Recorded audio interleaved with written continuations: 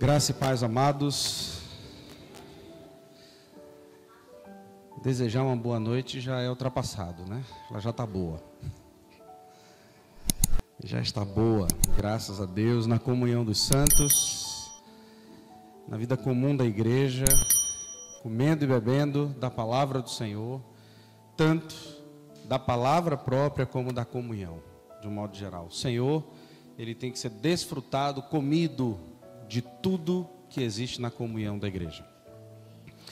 Amados, minha esposa me lembrou ontem e eu me esqueci.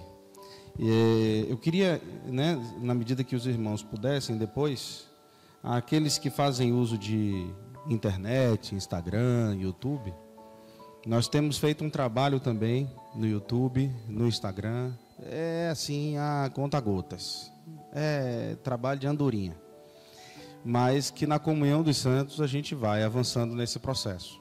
Então, se os irmãos puderem, nós, tanto no Instagram quanto no YouTube, nós temos um canal chamado literatus.clube, onde nós trabalhamos temas que são não somente temas bíblicos, mas temas que tangenciam a vida cristã, prestando auxílio à igreja na medida que o Senhor nos dá encargo. Amém?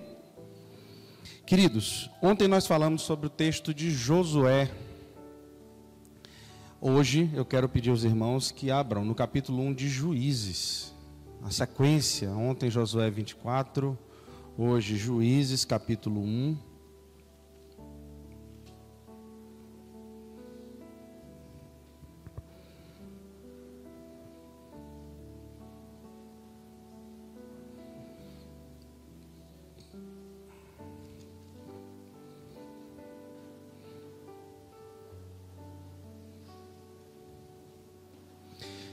Antes do capítulo 1, peço perdão aos irmãos, capítulo 3, versículo 1.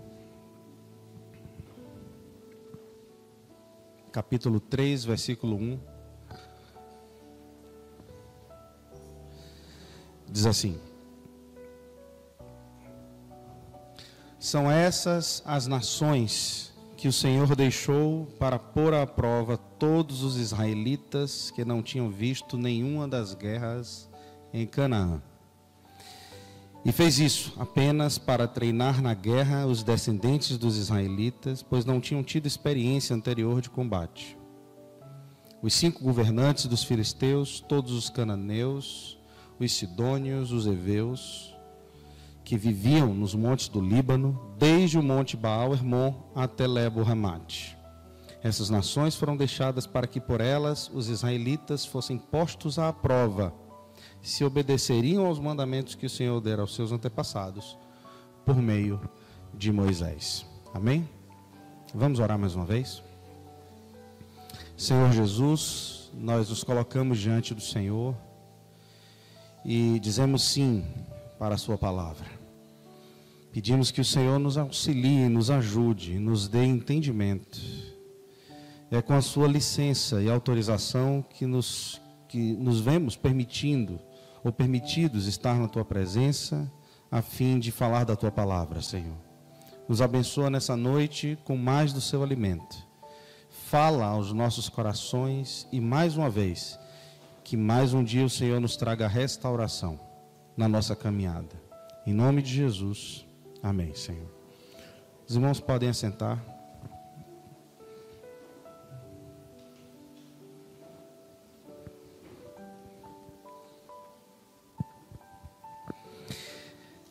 Amados, ontem nós falávamos de um pequeno trecho da história de Israel que apontava para a saída do Egito.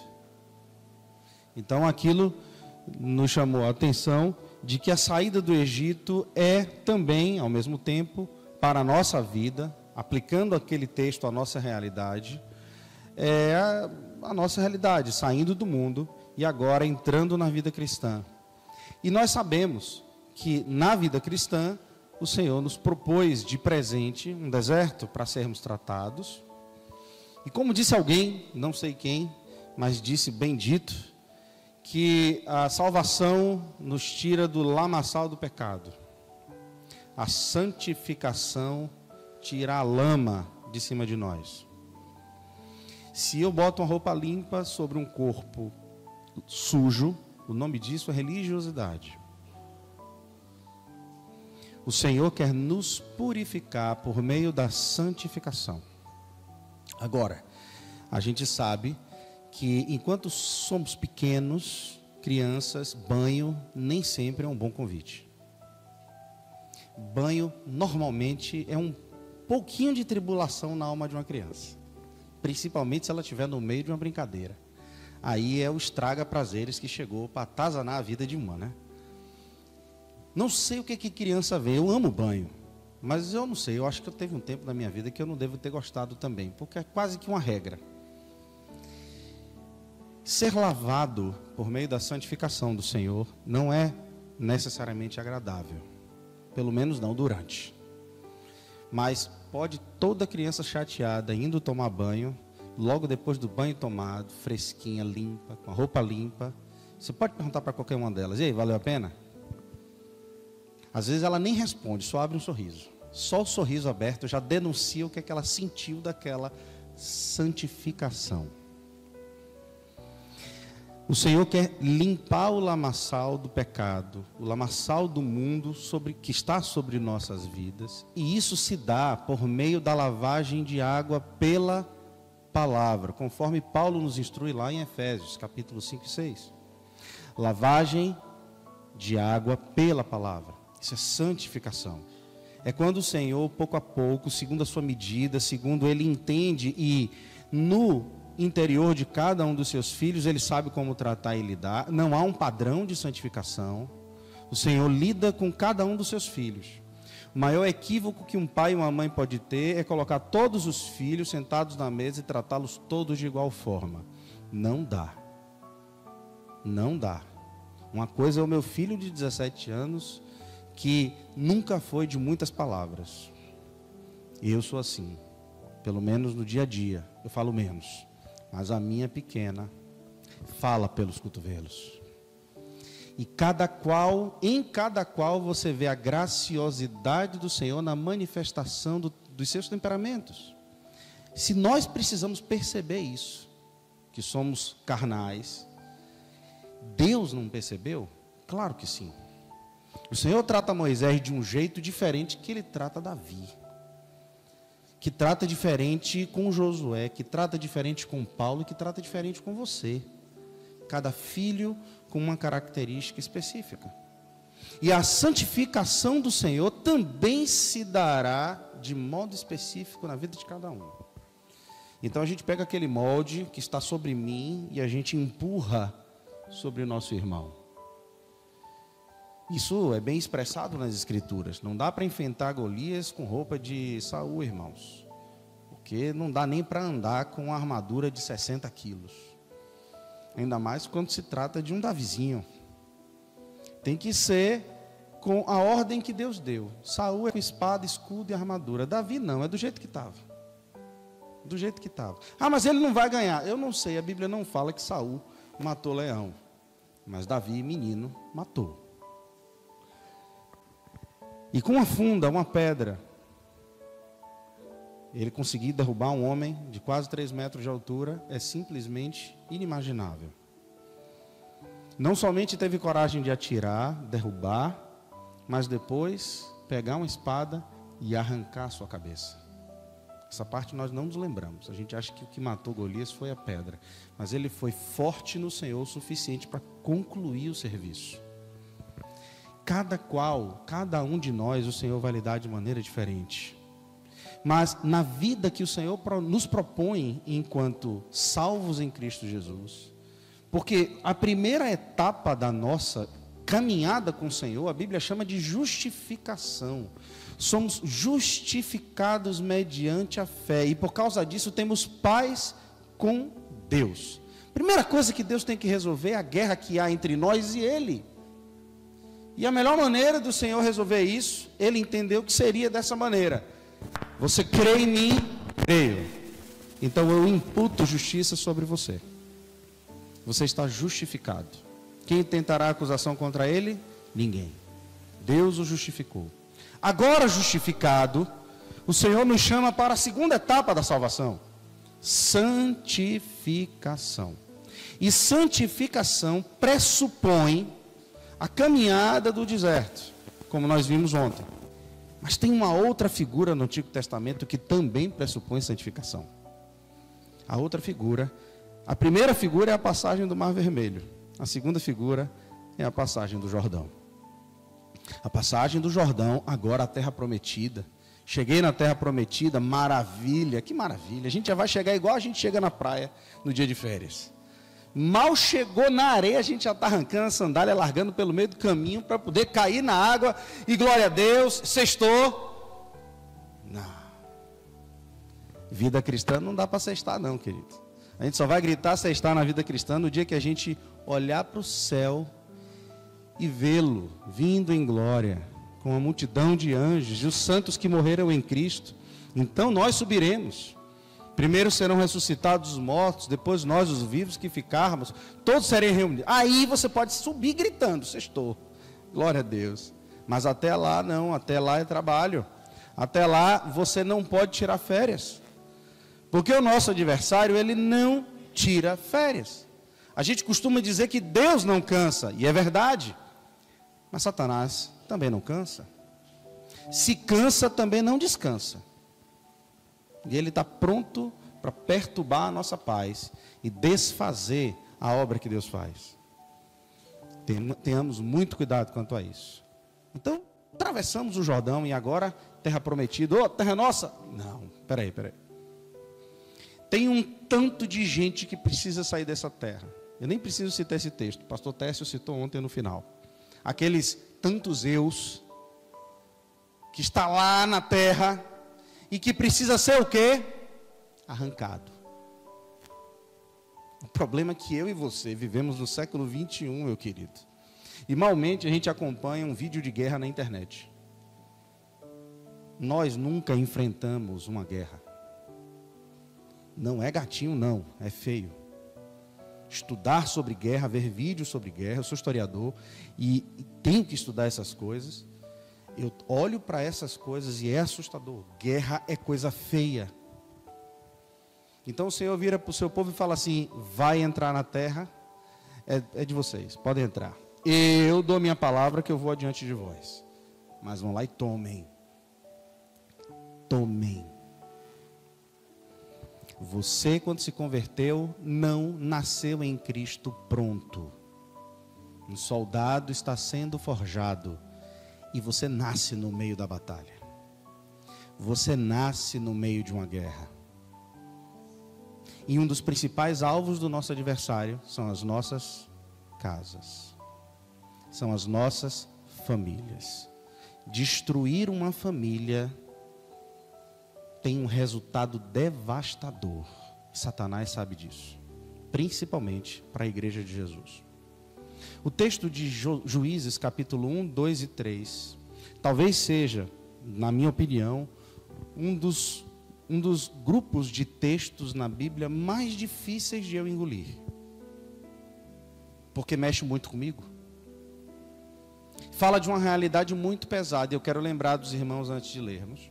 Que quando passou o Jordão e que vai entrar em Jericó, a ordem de Deus, ali é só a primeira parte. Jericó não é a terra prometida, é só a porta de entrada. Tinha um sem número de povos que o Senhor detestava. Por que o Senhor mandou destruir, amados? Porque havia devassidão, promiscuidade, prostituição, mortes, assassinatos. Não só prostituição física, mas prostituição espiritual. E o Senhor diz: aniquila. Nem o gado eu quero que sobreviva. E eu quero que os irmãos lembrem que a primeira experiência do ponto de vista humano, eu quero pedir licença para usar a palavra, chega a ser ridícula de ler. Porque não fazia sentido, como eu falei ontem, destruir uma cidade com o sopro de trombetas. Eu, na minha incredulidade, se eu estivesse lá, ia dizer: como é, Josué? É para tocar a trombeta? É. Mas é para levar a espada, não? E não tem nenhum pedregulho para a gente tomar no muro? Como assim, Josué? Deus mandou trocar... Não, vamos tocar a trombeta, né? Eu sou incrédulo, irmãos. Muitas vezes o Senhor me pega nessa aqui. Porque, irmão, não faz sentido. Você pensa que o muro que tinha lá era uma parede dessa aqui, é? São cidades fortificadas. Casas eram construídas em cima dos muros. Se deu conta? Escavações demonstram que tinham pedaços do muro de Jericó que tinha 18, chegava até 18 metros de largura. Tem quantos metros aqui? Não é um murinho não, irmãos, desse que a gente constrói com tijolo assim. Que isso é nada, irmãos. Se aquilo derrubou com trombeta, como é que Deus derruba isso aqui? Com uma piscada do olho. É muro grande, é cidade fortificada. Tinha casas em cima das muralhas. E o Senhor diz para o povo: somente marche, rodeie e toque. Deixa eu falar do ponto de vista humano. O exército dos hebreus naquela ocasião era muito ruim. Péssima tecnologia. Atrasados na guerra. Eles, como homens, bem versados na guerra. Mas enquanto tecnologia de guerra, quase nada. Muito fracos. Mas o Senhor mandou tomar a terra, não foi? Preste atenção aqui. Do ponto de vista humano, Israel não tinha boa tecnologia de guerra. E ia encarar um gigante. E a porta de entrada, Jericó. Gente fraquinha. Vocês lembram qual é o tamanho dos cachos de uva, cachos de banana, as coisas que tinham ali, né? Coisa grande. Gente fraquinha. Mais uma vez, se eu estivesse lá e dizesse assim, não vai dar certo isso não. A gente conhece a história dos espias e tudo mais, irmãos. As circunstâncias eram completamente desfavoráveis. Mas o povo marchou. O povo obedeceu. Por que o povo obedeceu? Porque aquele povo que estava ali, que atravessou o Jordão, viu muita bagaceira naquele tempo de deserto. Eles viram guerras, eles viram milagres, eles viram o Senhor atuando, eles enfrentaram batalhas, venceram batalhas que não eram possíveis de serem vencidas. E quando chegou em Jericó, fez: ó, Senhor, essa aqui está difícil, mas a gente já passou por tanto que essa aqui é mais uma para o Senhor. Bobagem. E eles seguiram, e nós conhecemos a história. Jericó caiu, e eles seguem tomando a terra que foi prometida por Deus a eles. Mas a ordem de Deus sempre foi a mesma: ao entrar, mate tudo. E o que sobrar de estrutura, queime no fogo. Nós sabemos que teve um cidadão espertinho que reservou uma parte para si, né? Nós sabemos o que aconteceu com ele. Eu não quero mistura, é a ordem de Deus. Mas quando a gente chega no livro de Juízes, a gente vai ter algumas coisas bem estranhas.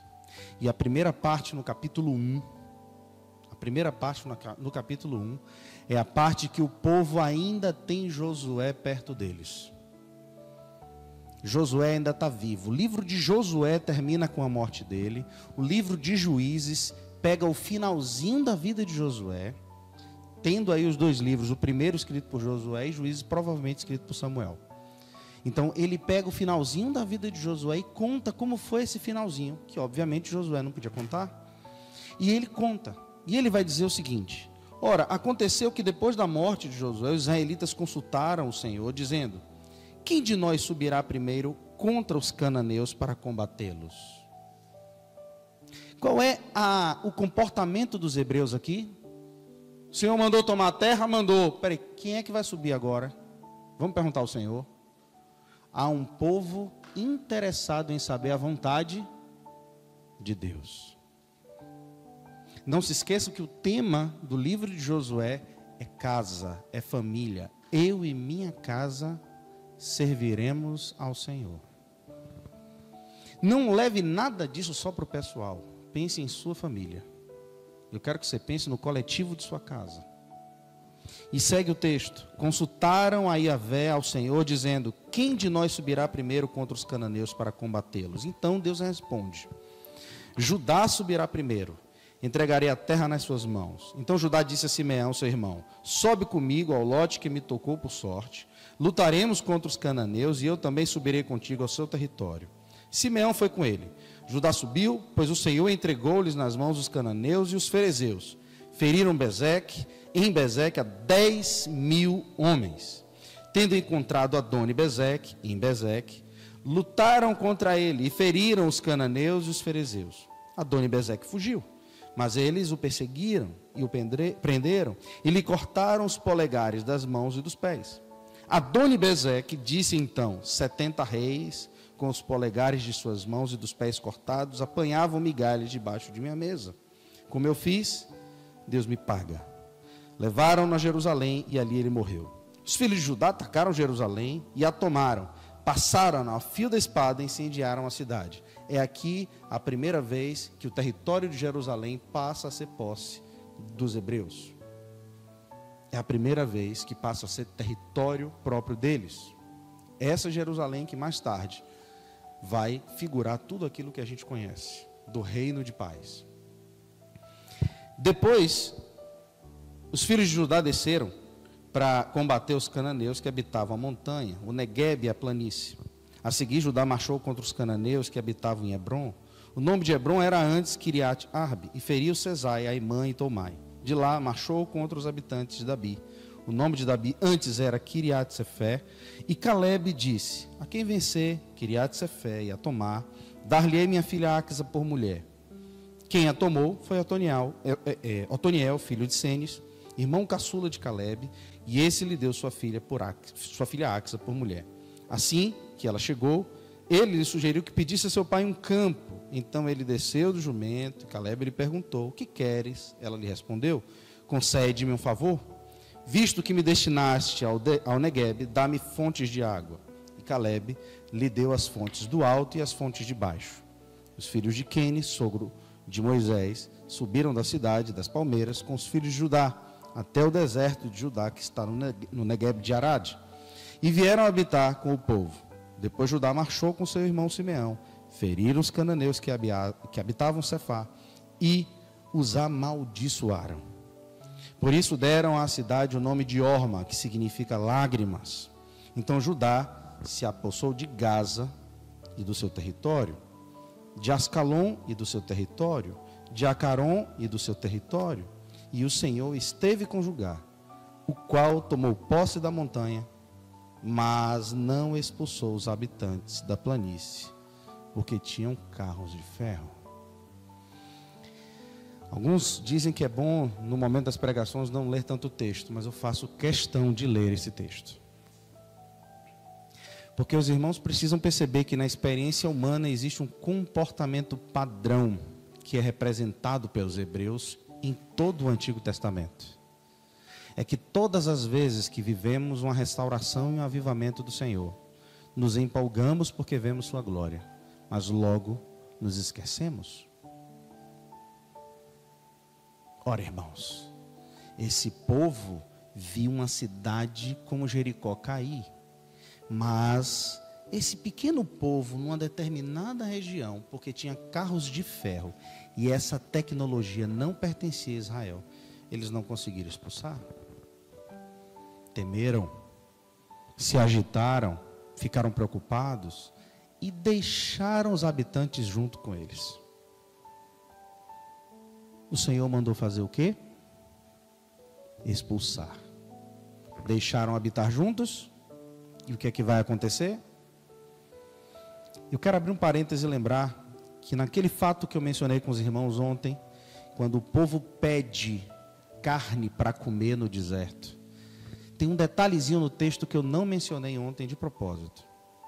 Diz o texto assim: e dentre o povo que estava no deserto, havia um populacho. A atualizada diz assim: um populacho. Sabe o que é esse populacho? Imagine que você agora está no Egito, escravo, mas não é hebreu. Mas você é escravo. O Egito escravizava muita gente. Não tinha só hebreu. Eu estou lá, você está lá, de repente a gente ouve uma notícia aqui no Zap, chegou aqui pelo Zap, que o Deus de Israel estava para libertar o povo. De repente você acorda de manhã, vê o povo com tudo arrumado, as bagagens tudo prontas, saindo do Egito. você não é hebreu, você não ia se vestir como hebreu? Peraí, qual é a prova que eles vão pedir se eu sou ou não sou hebreu? Então eu vou junto.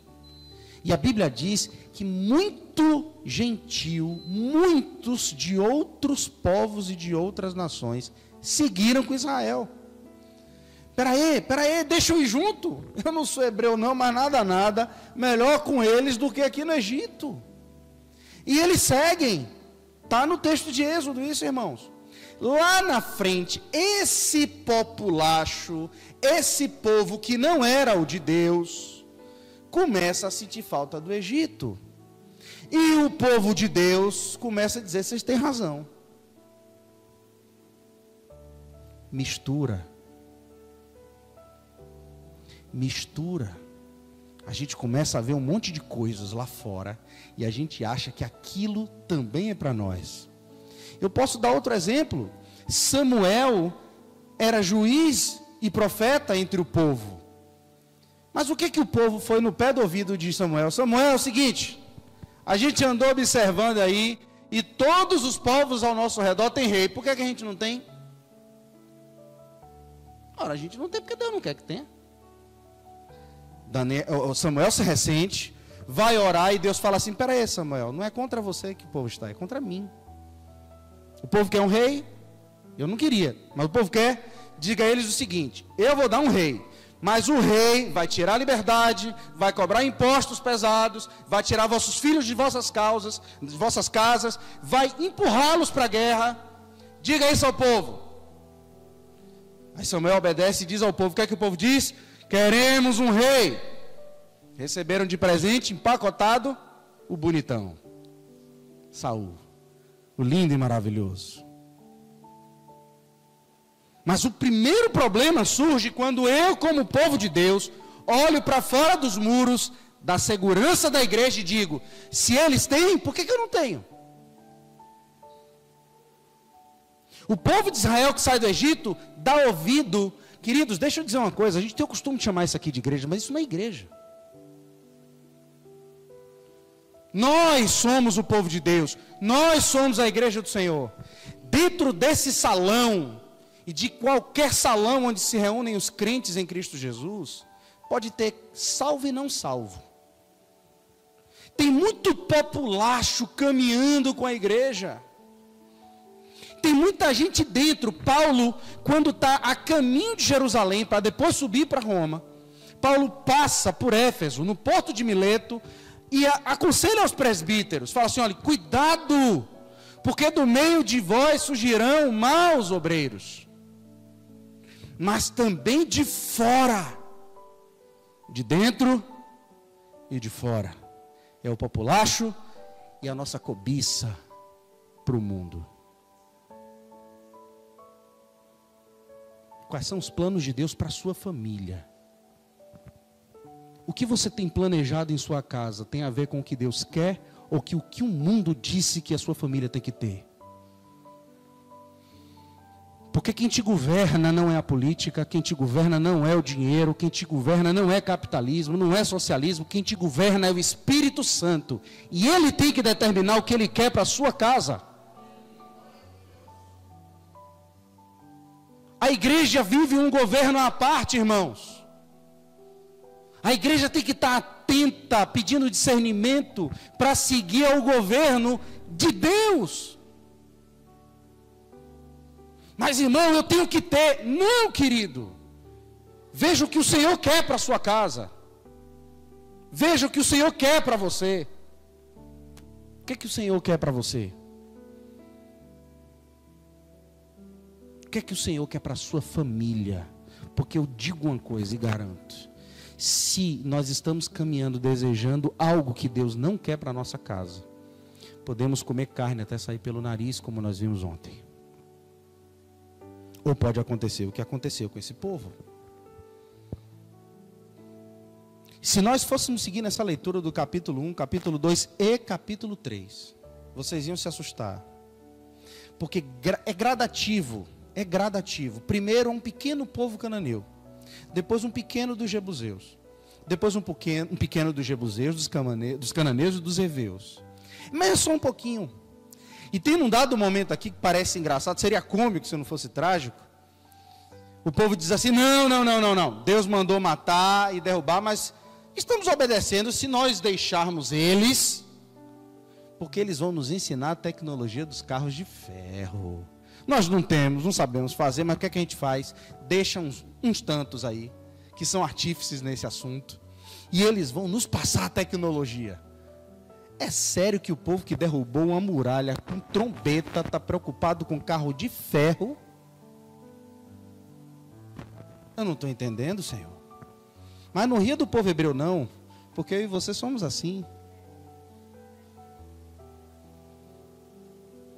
Sou eu que fui tirado do lamaçal do pecado, obra impossível a qualquer um de nós. O Senhor nos arrancou do Egito. Quer milagre maior? Ah, fulano ressuscitou, o outro foi curado de enfermidade. Eu fui tirado das garras de Satanás. Você foi arrancado por amor das garras de Satanás. Quer milagre maior?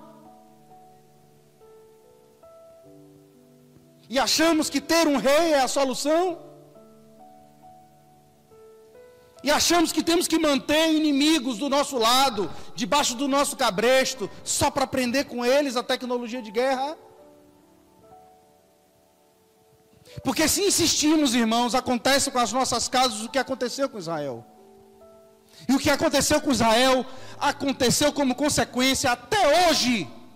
Até hoje. Para quem está acompanhando as notícias, Israel está em guerra e continua em guerra contra os palestinos. Você sabe quem são esses palestinos? Na linguagem bíblica, não é pela tipologia não, é o povo filisteu, que era para ter sido morto, mas o povo deixou para aprender a guerra. Não, Senhor, não vamos aprender nada com eles que não preste. A gente está ligado, Deus, fique tranquilo, confia na gente. Oxe, relaxa, rapaz. Pode deixar comigo, confia em mim. Eu pedindo para Deus, confia em mim. Vou tocar em pepino, vou não, irmãos, é problema. Aquilo que é a aparência do mal, o Senhor pede para que a gente corra, fuja. Fuja da aparência do mal. A gente chega na frente da aparência do mal e quer repreender em nome de Jesus. Não vai sair. Não vai sair. A aparência do mal, meu irmão, fuja. Faça o que José fez. É o que a mulher de Potifar? Não, tchau, meu nome é fui e foi. Ah, Deus livrou, não, foi para a cadeia. Mas não perdeu a sua santificação. E o resultado nós conhecemos. Foi exaltado entre os homens, honrado pelo Senhor. Não sem antes o Senhor arrancar a lama dele dentro da cadeia. Dentro da prisão. O povo vai negociando. O povo de Israel vai negociando.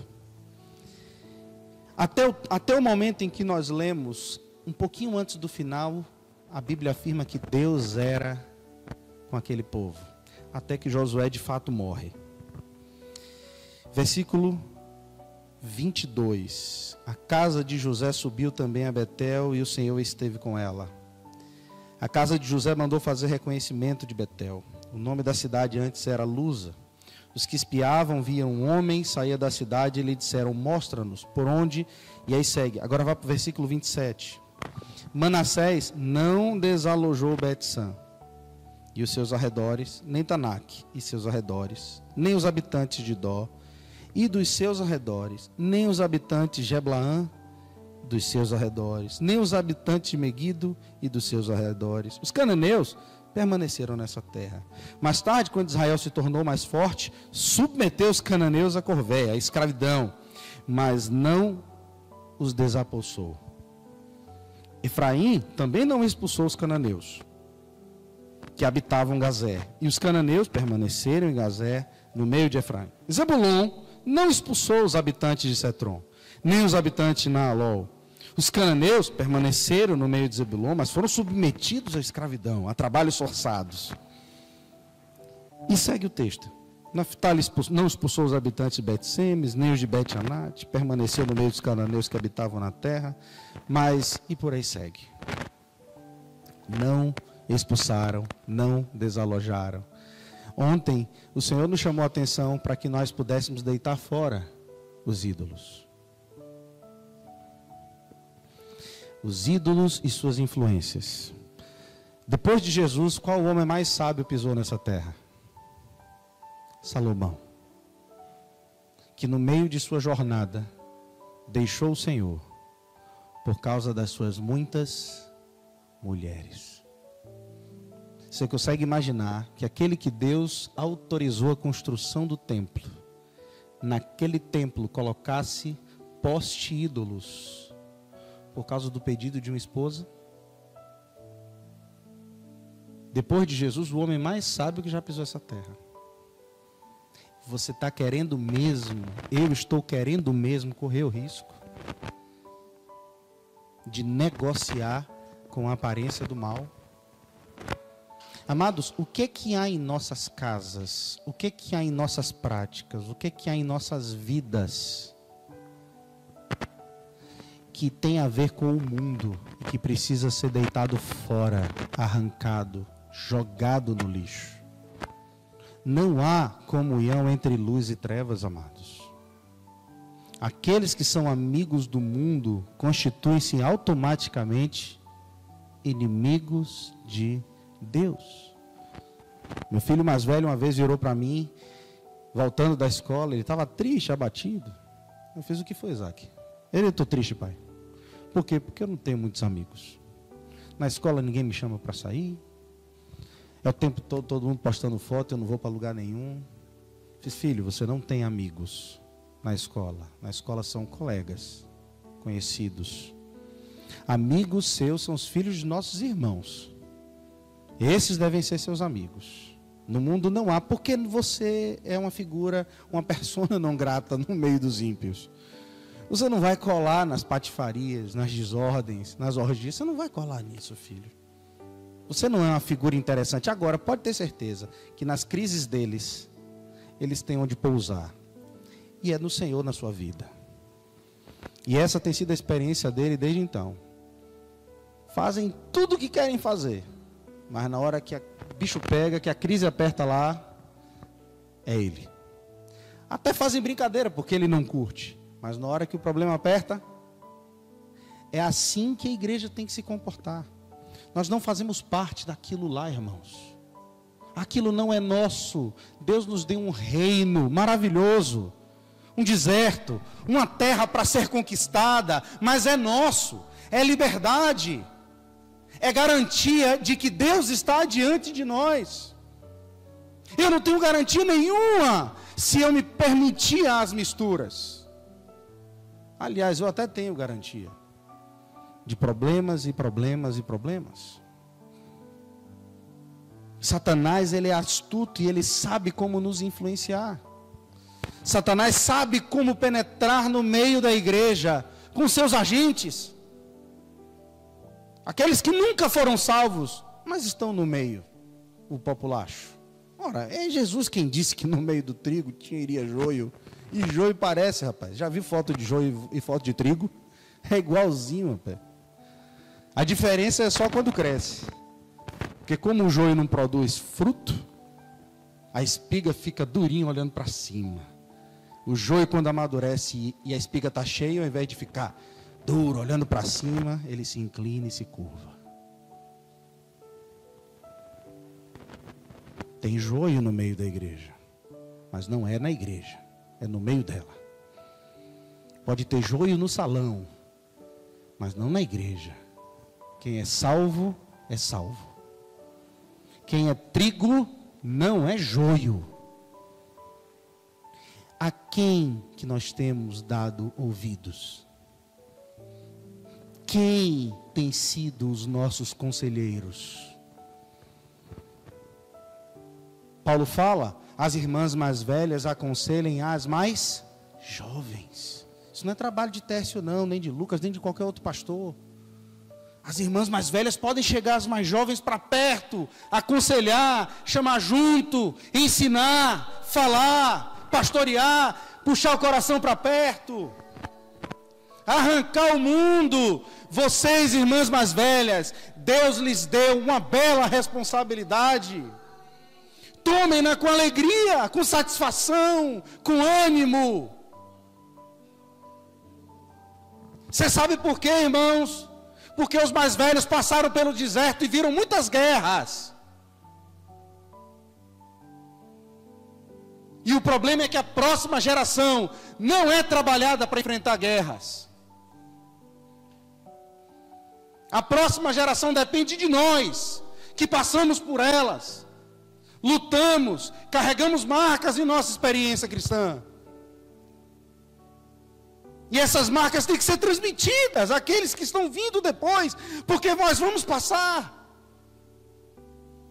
Nos últimos 5 ou 6 anos já morreu tanto irmão mais velho, tanta gente nos deixou e descansou dos seus trabalhos. E nós, o que temos que fazer com as nossas crianças, com os nossos jovens? Dizer para eles que a vida deles é estudar e passar na faculdade para ser gente? Não, amados. Nós temos que chamar os nossos filhos, os nossos adolescentes, os nossos jovens para perto, para serem crentes em Cristo Jesus. E as outras coisas são meras consequências que o Senhor nos dá. Precisamos largar marcas no coração dos nossos jovens, chamá-los para assuntos de responsabilidade. Se o grupo de homens vai evangelizar, leva os meninos. Vão dar trabalho, vão fazer besteira, mas faz parte. Não, criança só atrapalha. Trabalho de criança é pouco e quem não aproveita é louco, diz o ditado, não é assim? Chame para perto, porque faz parte isso. Limpar as fraldas dos mais jovens está implicado, mas se eu não vivo a experiência do lar, eu não aplico na igreja. Papaizinho que não gosta de botar a mãozinha no cocô do neném, não fará na igreja. Mamãezinha que está se preocupando mais com a sua estética, não vai servir na igreja, entregando a sua própria vida.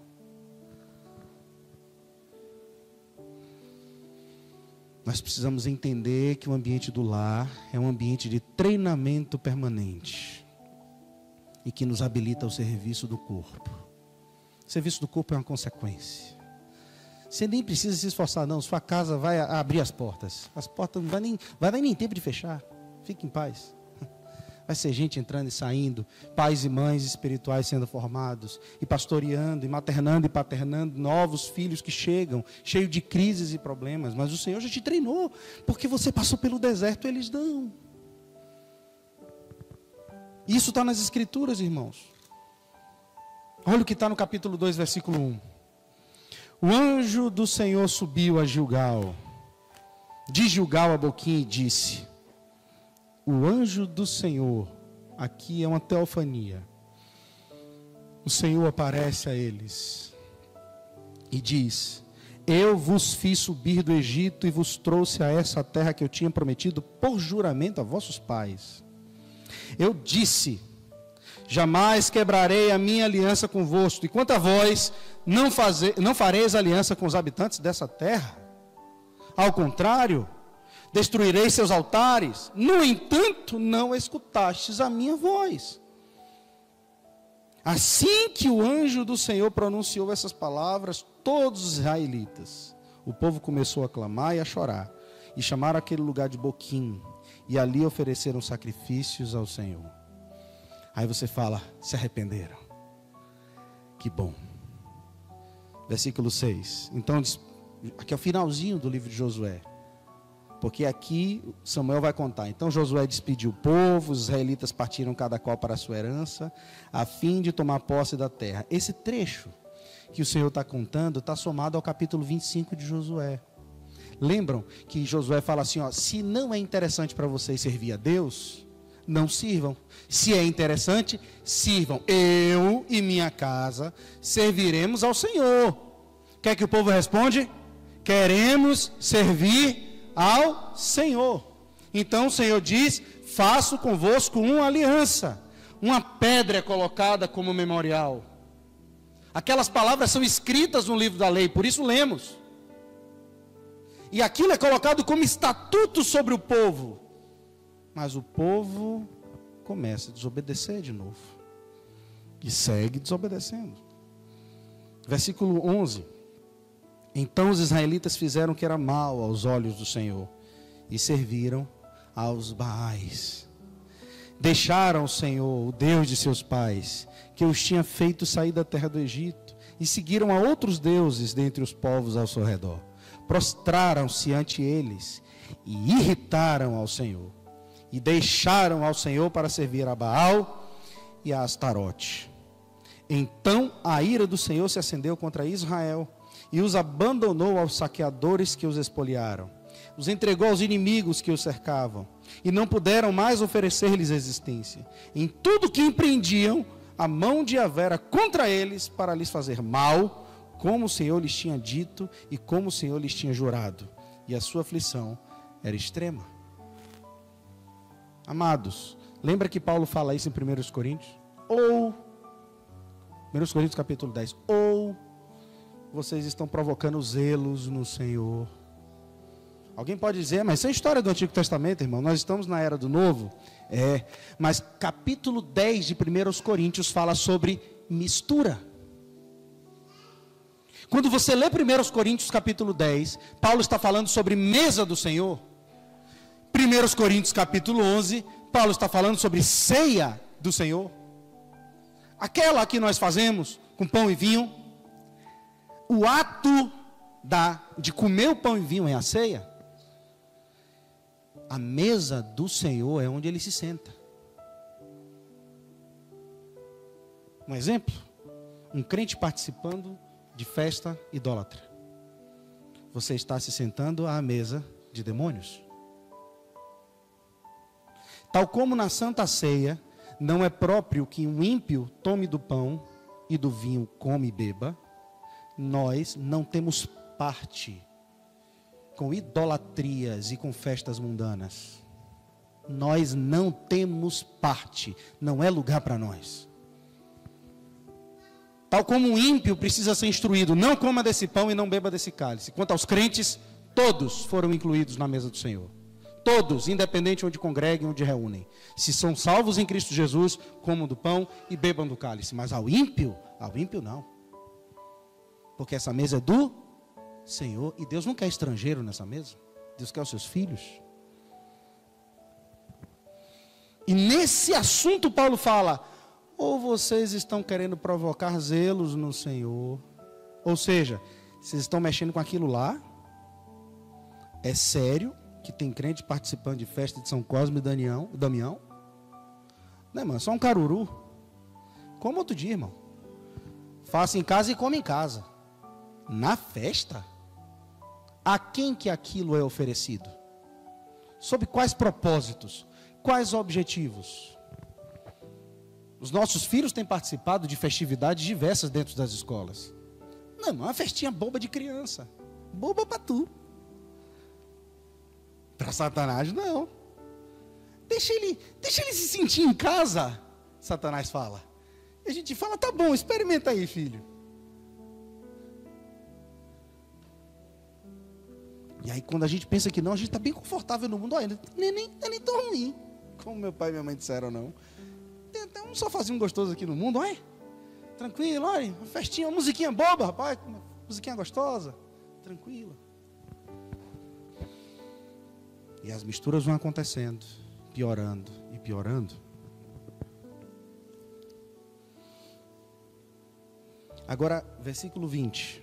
A ira do Senhor se inflamou contra Israel e ele disse: porque essa nação transgrediu a aliança que eu havia prescrita a seus pais e não escutou minha voz, também eu não expulsarei mais diante dela nenhuma das nações que Josué deixou ficar quando morreu. Preste atenção. O Senhor disse: bem, eu mandei expulsar, não expulsaram? A partir de agora eu não permito que tire. E para os irmãos entenderem o dado histórico, em Roma, os romanos chamavam os filisteus de filistins, que traduzido para o português, palestinos. Os povos que habitavam aquela região, não é nem sequer necessariamente de origem étnica específica, mas o Senhor mantém naquela região um povo para perturbar Israel, até que o Senhor venha. Não tirou, agora vai ficar. E aí tem uma expressão muito difícil da gente digerir, muito difícil, porque o Senhor diz assim, versículo 21, também eu não expulsarei mais diante dela nenhuma das nações que Josué deixou ficar quando morreu, a fim de que, por meio delas, submeter Israel à prova, para saber se ele guardaria ou não o caminho de Yahvé, nele andando como havia feito seus pais. E essa é a razão, porque o Senhor deixou essas nações ficar, e não teve pressa de as expulsar, nem as entregou nas mãos do povo.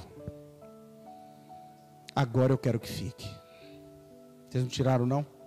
Agora eu quero que fique. No capítulo 3, ainda no iníciozinho de no capítulo 3, eu sigo para finalizar. Diz assim, eis as nações que Yahvé deixou ficar, a fim de por elas submeter Israel à prova. Todos que não tinham conhecido nenhuma das guerras de Canaã. Ouviram aqui? Quem foram os mais desobedientes? Os que não tinham experimentado uma guerra no deserto. Então aqui a gente tem um problema. Nós que temos uma caminhada um pouco mais alongada do que a geração que está chegando, se nós não os prepararmos, eles ficarão sem ter como guerrear. E a gente acha que preparar os nossos filhos é dar-lhes uma boa educação. A gente acha que é um grande papel de como pai, como mãe, acordar de manhã, bora menino, vai para a escola. Tem coisa muito mais séria, irmão, acontecendo debaixo dos nossos olhos. E os nossos filhos não estão aprendendo a guerrear.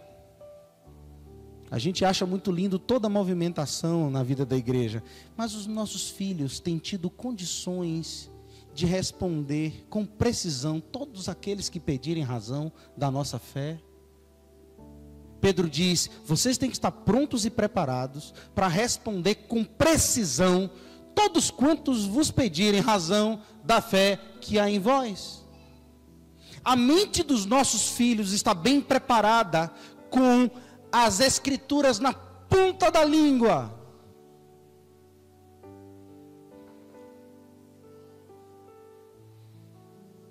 Mas eu, pai, você, mãe, você está preparado para preparar os vossos filhos?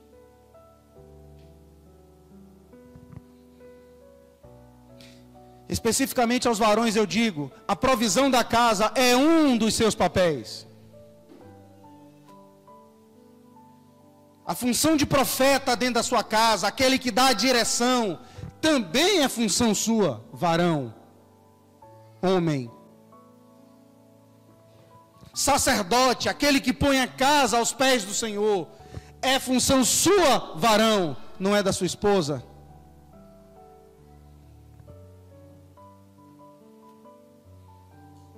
Eu fui chamado por Deus, você, meu irmão, foi chamado por o Senhor para representá-lo dentro de nossas casas. Assuma a posição de guerreiro diante do Senhor. Se ponha de joelhos diante do Senhor e busque dele direção. Governe a casa, mas com a direção que vem do alto. Senão, você vai passar. E os seus filhos talvez não tenham as mesmas experiências. Eu cresci desejando ter a fé que minha mãe tinha. Mas minha mãe dizia, a minha é a minha. Tem a sua experiência com o Senhor. E ela me alimentava com suas experiências, mas eu falava, é a dela, não é a minha. Eu quero as minhas, Senhor. Quando alguém me pergunta sobre a minha fé, eu não respondo pelo que minha mãe me ensinou. Eu respondo pelo que vivi com Ele. Mas foi ela quem me empurrou para o Senhor. Foi ela quem disse, confie nesse Senhor. Esse você pode confiar. Ame-o, sirva-o, meu filho. Quem é o Deus que você serve? Seu filho tem se apaixonado pelo Senhor, porque vê essa paixão em você.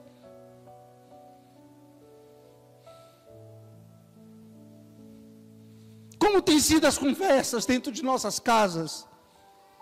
Tem sido farta dos textos bíblicos. A Bíblia, ela é comida pela manhã, ela é falada no almoço, ela é desfrutada na janta. Mas os nossos filhos têm sido invadidos dentro das escolas, na internet, com toda sorte de porcaria.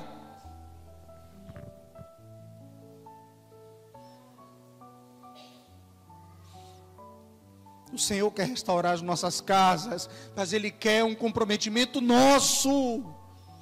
Não há tempo para descanso. Deus permitiu que você tivesse filhos. Os tenha.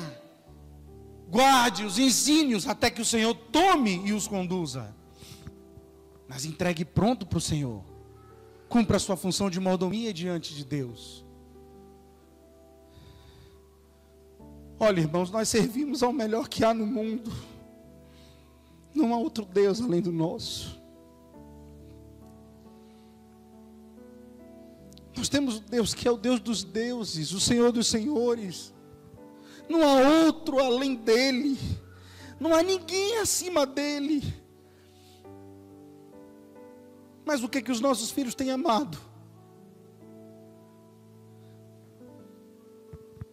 Entretenimento, joguinhos virtuais, distrações.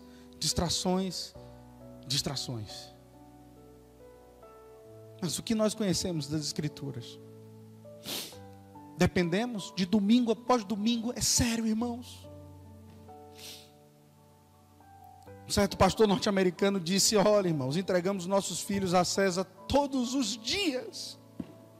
E no final da semana queremos que eles sejam parecidos com Jesus. Não, irmão, se entregamos para César, eles vão parecer com os romanos.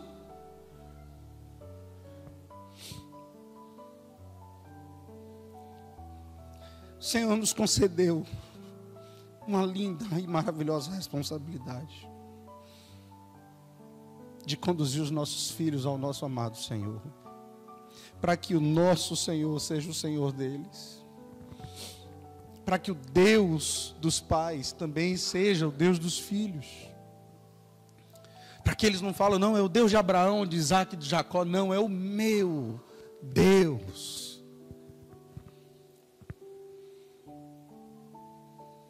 Nós precisamos nos sujeitar ao Senhor, irmãos. O Senhor fez um compromisso conosco e nos propôs uma aliança. E o que nós temos feito diante dessa responsabilidade, irmãos? Olha, irmãos, eu choro porque eu sei que a vida não é fácil, queridos.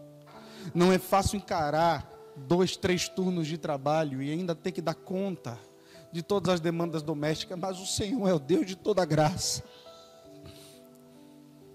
É o Deus que nos capacita diante dos cansaços, das dificuldades, das aflições, queridos. Toma a tua família, toma as rédeas de sua casa. Põe o pé, bata firme e diga, Senhor, confiando na sua palavra, a minha casa vai te servir, ela é tua.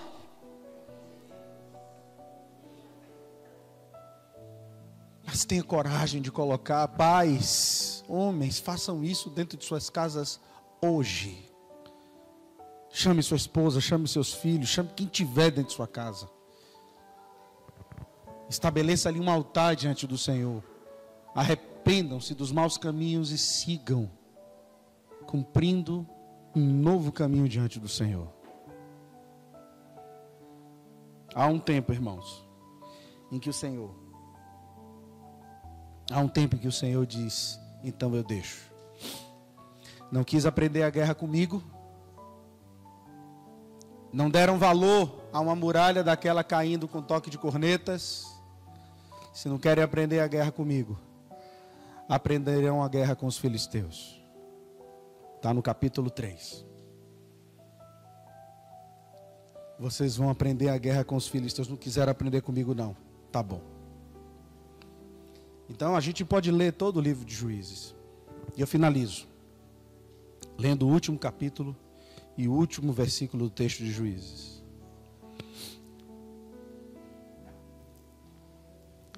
Capítulo 21, versículo 25 de Juízes. Diz a Bíblia assim: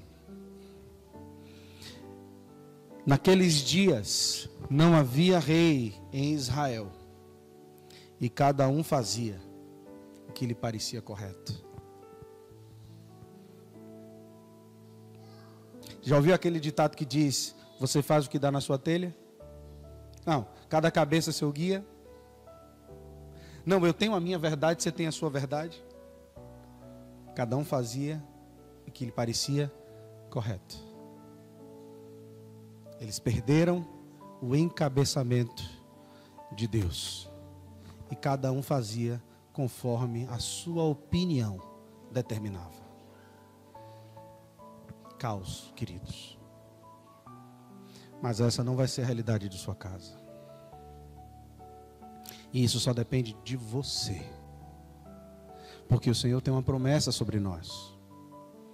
E se Ele prometeu, Ele vai cumprir. Mas você precisa se comprometer com Ele, porque a parte dele já está feita. Deite fora os ídolos. Abandone tudo que o mundo propõe para você.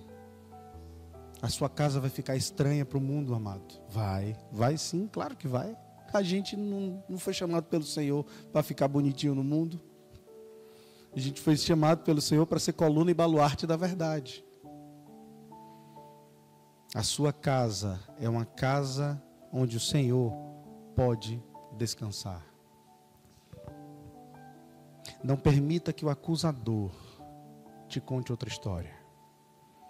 Porque a história que o Senhor tem para mim e para você é: eu tenho um compromisso com você. Você quer? Eu tenho um compromisso com você. Você assume também um compromisso comigo? E essa palavra não é para o ímpio, essa palavra é para o crente. É para você que já serve a Jesus. É para você que já tem a sua casa. Não permita que maus ensinos esteja ligado na sala de sua casa, na tela do seu celular. Gaste tempo com as Escrituras. Mas pastor, eu não entendo a Bíblia, querido. Seja bem-vindo ao time. Às vezes é difícil de entender as Escrituras, mas insista. Bata. Batei e abrir-se-vos-á. O Senhor te esclarecerá cada detalhe. Se buscar-me-eis e me achareis, quando me buscardes de todo o vosso coração. Amados, determine em sua casa, ela é do Senhor. Não aceite outra realidade. A sua casa pertence ao Senhor. Amém? Não esqueçam disso. E não permite que Satanás tome posse da terra que foi dada a você por herança. Ela é sua. Amém? Seja qual for a aflição e qual for o problema, no mundo teremos aflições, mas tenhamos um ânimo bom diante do Senhor, sabendo quem é o nosso pastor e que por causa disso nada nos falta. Amém? Que o Senhor em Cristo nos traga essa convicção, essa clareza de que precisamos abandonar os ídolos, deitar fora os ímpios e todas as influências que não vêm do Senhor e passar a ouvir somente a voz e a direção dele. Que o Senhor nos ajude. Vamos orar. Senhor Jesus, a tua palavra é muito clara para nós, Senhor. ela é sempre rica e sempre alimento para nós. Mas quando nos deparamos com tal realidade, Jesus, nós confessamos que somos ainda mais fracos do que imaginávamos. Mas vivemos debaixo das mãos de um Deus todo-poderoso. O Deus que está acima de todas as coisas. Nós contamos com a sua forte mão sobre nós. Eu quero orar abençoando cada família que está aqui, Senhor, mais uma vez. Senhor Jesus, que o Teu Santo Espírito possa trazer plena e absoluta convicção no coração de cada um dos Seus filhos que aqui está. Não permita, Senhor, que nosso adversário os convença, mas que cada casa seja convencida de que o Senhor é o Senhor delas, em nome de Jesus. Fortalece a mente dos Teus filhos, dos meus irmãos, em nome de Jesus, Senhor. Que a Tua palavra seja rica e abundante em cada comunhão, em cada lar, em nome de Jesus. Que a reunião da igreja, a comunhão da igreja, seja reflexo daquilo que vivemos em nossa casa. Que nós possamos expressar nas nossas funções e serviços tudo aquilo que aprendemos no nosso lar, Senhor. Nós repreendemos a ação do diabo, em nome de Jesus, e pedimos, lida com Satanás, Senhor. E quanto a nós, nos guarda debaixo das suas asas, nos esconda no seu esconderijo, para que lá possamos desfrutar da segurança e da paz que só o Senhor tem para nos dar. Abençoa os teus filhos, em nome de Jesus. Que a tua palavra encontre repouso no coração de cada um, em nome de Jesus. Nós te agradecemos pelo alimento sólido da sua palavra. Nos ajuda, Senhor. Nos abençoa em tudo, em nome de Jesus. Amém, Senhor. Pastor.